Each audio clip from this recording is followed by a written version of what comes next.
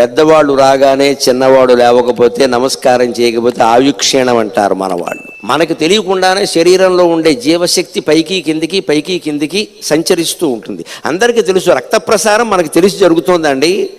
మన అనుమతి, రక్తం పైకి వెళ్ళమంటావా అని అడుగుతుందా, వెళ్ళేలోగా పోతాడు వీడు. మనం అనుమతి ఇచ్చి అది పోయేలాగా వీడు పోతాడు. అప్రయత్నంగా రక్తం 72,000 నాడుల్లో ప్రసరించేటువంటి ఏర్పాటు చేసిన జగన్మాత పరమ దుర్గాదేవి ఎంత గొప్పదండి. దేవుడు ఉన్నాడని వేరే చెప్పాలా?